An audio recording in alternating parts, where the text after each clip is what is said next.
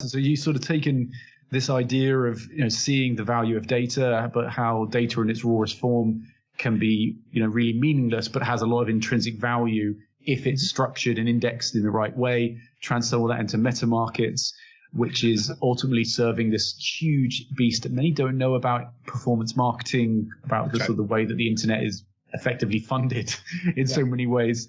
That gets sold to Snapchat, sort of showing you that there's a real strong value in indexing that data, and that led to your next idea, iterating on again this kind of singular idea that you've talked about into premise, right? And that's your That, what's great is that after things have happened, you can clean up the narrative and make it sound like a very orderly and calm, logical progression. The reality is that it's bloody chaos.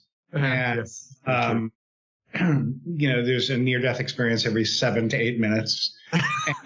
As an entrepreneur here in Silicon Valley that I really respect, said, being a founder is one of the few jobs in the world that allows you to feel on top of the world in the morning and like you want to shoot yourself in the face in the afternoon.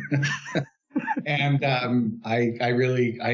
sometimes the opposite is true. You actually want to do the shooting in the morning and top of the world in the afternoon. But invariably, you're going to see peak and trough in the same day. Yes.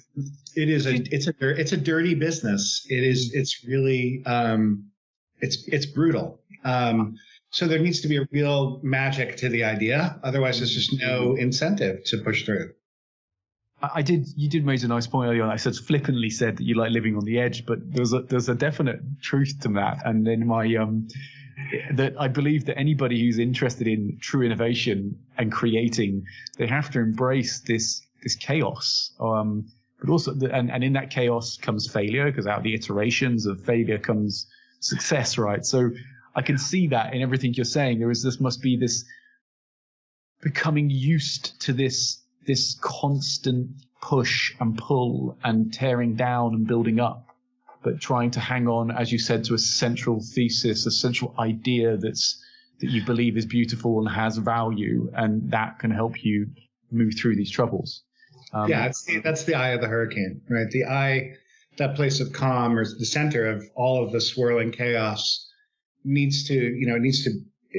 need to hold true to that, or be ready to abandon it if it's not proving out, and change it. Sometimes it's hard to know whether you're being persistent or reckless.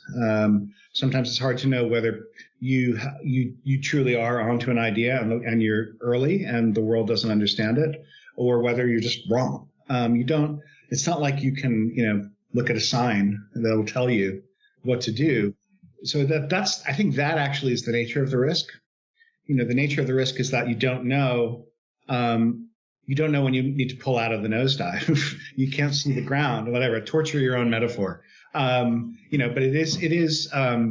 it's thrilling, and it is honest in that you do get to see an idea through if you're fortunate, right? You do get to attract capital and a team and customers and fill an important need. And if you're really, if you're one of the really few people, you're actually able to make a living at it.